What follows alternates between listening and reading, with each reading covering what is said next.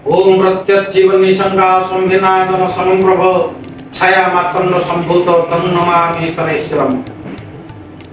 जय जगन्नाथ, जय भास्कर। नमस्कार दर्शक बंधु, जेबीआर समाचार अनन्य कार्यक्रम ज्योतिषी दर्पण को आपण मानक स्वागत। आज दिनटी प्रभु श्री जगन्नाथंकर नवदिनात्मक यात्रार द्वितीय दिवस, आषाढ़ मास शुक्ल पक्ष तृतीया दिन 9:54 पर्यंत परे परे चतुर्थी भोग हेब।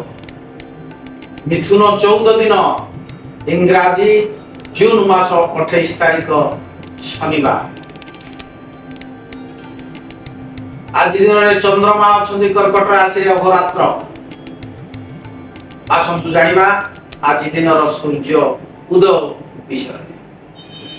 आज दिन सूर्य उदय पुरी को प्रातः 5:11:37 गते। सूर्य अस्त अच्छी आज दिन संध्या 6:13:27 गते। चतुर्थीर एकधिष्ठ और पार्वण श्राद्ध पालन आज दिन पाई। आसंतु जानिबा आज दिन चंद्रशुद्धि। वृष, मिथुन, कर्कट, कन्या, तुला, बिछा, मकर, कुंभ और मीन राशि जात व्यक्ति मानकर आज चंद्रशुद्धि। अश्विनी, द्विजा, रोहिणी, आर्द्रा, पुष्या, मघा, पूर्व फाल्गुनी, हस्ता, स्वाति, अनुराधा, मूला, पूर्वाषाढ़ा, श्रवणा, शतभिषा, उत्तर भाद्र नक्षत्र जात व्यक्ति मानकर आज दिन तार शुद्धि। वृष, सिंह और कन्या राशि जात व्यक्ति मानकर आज दिन खातवार। आज दिन पाई मूला, पोटल खाइबा निषिद्ध। जोगिनी आज दिन रे अग्निगुण रे दिन 9:54 गते नैऋते यात्रा नास्ति। आज दिन पाई राम काल दिन 8:25 रु दिन 10:12 मध्य।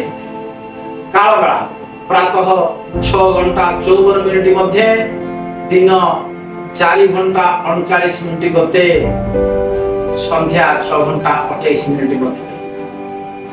बार बेला दिन 1:30 गते दिन 3:10 मध्य।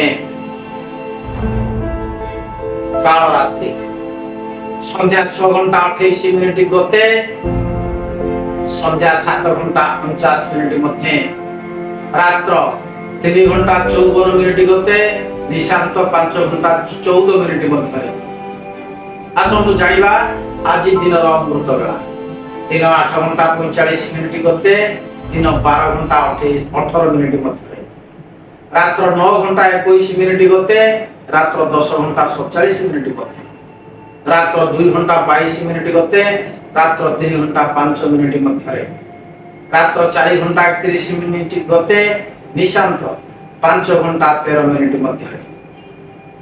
महेंद्र काल प्रातः 6:07 मध्य। परे रात्र 9:07 गते रात्र 10 मध्य। आसंतु जानिबा आज दिन प्रथम रज दर्शन। आज प्रथम रज दर्शन कन्याटी प्रति गंड दोष अच्छी एवं संतान संतति उपरे तार समस्या रहिबो। एथिपाई स्वर्ण पीत वस्त्र दान और बाल गोपालंकर पूजा करणीय। समस्या समाधान प्रभु श्री बाल गोपाल निश्चित भाव में करें। आज दिन पुष्कर दोष। जो व्यक्ति आज दिन मृत्युवरण करेंगे एक पाप पुष्कर दोष अच्छी। एथिपाई कुशीनाश प्रतिकार भूमिदान। आसंतु आज दिन भल मंद 12टी राशि विषय जानिबा। आज भल मंद मेष राशि जात व्यक्ति मानकर आज शरीर एते सुस्थ रहिबनी, ଥଣ୍ଡା ଜନିତ କାରଣରୁ ସମସ୍ୟା ରହିବ। ଏଥିପାଇଁ ହନୁମାନ ଚାଳିଶା ପାଠ କରନ୍ତୁ, ସମସ୍ୟା ଦୂରୀଭୂତ ହେବ। ବୃଷ ରାଶି ଜାତ ବ୍ୟକ୍ତି ମାନଙ୍କର ଆଜି ଉଦ୍ଯୋଗ ବୃଦ୍ଧି, କର୍ମ କରିବାର ଆଶା ପ୍ରଖର ହେବ, ନୂତନ କାର୍ଯ୍ୟ କରିବାର ପ୍ରେରଣା ମଧ୍ୟ ପ୍ରାପ୍ତି ହେବ। ମିଥୁନ ରାଶି ଜାତ ବ୍ୟକ୍ତି ମାନଙ୍କର ଆଜି ବ୍ୟୟ ବୃଦ୍ଧିର ଯୋଗ ଅଛି। କୌଣସି ଅଯଥା କାର୍ଯ୍ୟରେ ବ୍ୟୟ ହେବାର ସମ୍ଭାବନା ଅଛି। ଏଥିପାଇଁ ଆଜି ଦିନଟି ଶ୍ରୀ ଗଣେଶଙ୍କର ସ୍ତୁତି ପାଠ କରନ୍ତୁ, ସମସ୍ୟା ସମାଧାନ ହେବ। ଆସନ୍ତୁ ଜାଣିବା କର୍କଟ ରାଶି ଜାତ ବ୍ୟକ୍ତି ମାନଙ୍କ ବିଷୟରେ। ଆଜି କର୍କଟ ରାଶି ଜାତ ବ୍ୟକ୍ତି ମାନେ ତୀର୍ଥ ଭ୍ରମଣ ଯୋଗ ଅଛି, ଅର୍ଥାତ କୌଣସି ନୂତନ ଜାଗାକୁ, ବନ୍ଧୁ ସ୍ଥାନକୁ ମଧ୍ୟ ଭ୍ରମଣ କରିବାର ଯୋଗ ଦେଖାଯାଏ। ମନ ପ୍ରଫୁଲ୍ଲ ରହିବ। ପରେ ପରେ ତୁଳା ରାଶି ଜାତ ବ୍ୟକ୍ତି ମାନଙ୍କର ଆଜି ଦିନଟି ସଫଳତା ଯୋଗ ଦେଖାଯାଏ। ଆଶା ରଖିଥିବା କାର୍ଯ୍ୟ ସମ୍ପାଦନ କରିବେ ଏବଂ ଆଶା ରଖିଥିବା ଫଳ ବି ମଧ୍ୟ ପ୍ରାପ୍ତି ହେବ। ପରେ ପରେ ବିଛା ରାଶି ଜାତ ବ୍ୟକ୍ତି ମାନଙ୍କର ଆଜି ଦିନଟି ବିଷୟରେ ଜାଣିବା। ଆଜି ବିଛା ରାଶି ଜାତ ବ୍ୟକ୍ତି ମାନଙ୍କର ରାଜଦଣ୍ଡ ଭୟ ଯୋଗ ଅଛି। କୌଣସି ବିନା କାରଣରେ ଆପଣ ଆରୋପୀ ହେବେ। ଏଥିପାଇଁ ଆପଣ ଶ୍ରୀ ନୃସିଂହଙ୍କର ନିଜ ମନ୍ତ୍ର ପାଠ କରନ୍ତୁ ବା ନୃସିଂହାଷ୍ଟକ ପାଠ କରନ୍ତୁ, ସମସ୍ୟା ଦୂରୀଭୂତ ହେବ। ପରେ ପରେ ଧନୁ ରାଶିର ଜାତି ବ୍ୟକ୍ତି ମାନଙ୍କ ବିଷୟରେ ଆଜି ଦିନଟି ଶରୀର ପୀଡ଼ ଦେଖାଯାଏ। ଏଥିପାଇଁ ମନ କଷ୍ଟ ହେବ ଏବଂ କରୁଥିବା କାର୍ଯ୍ୟରେ ଆପଣ ସମୟ ସଠିକ ଭାବରେ ଦେଇପାରିବେ ନାହିଁ। ତେଣୁ ଆଜି ଭଗବାନ ଶିବଙ୍କର ନାମ ଜପ କରନ୍ତୁ, ସମସ୍ୟା ସମାଧାନ ହେବ। ପରେ ପରେ ମକର ରାଶି ଜାତ ବ୍ୟକ୍ତି ମାନଙ୍କର ଆଜି ଦିନଟି ନୂତନ ଦ୍ରବ୍ୟ ଲାଭ ଯୋଗ ଦେଖାଯାଏ। ଆଜି ଦିନଟି ଆପଣ ମାନଙ୍କ ପାଇଁ ଭଲ। ପଡ଼ିଥିବା କାର୍ଯ୍ୟକୁ ଆଜି ଆପଣ ସମ୍ପାଦନ କରିବେ ଏବଂ ଆନନ୍ଦ ଲାଭ କରିବେ।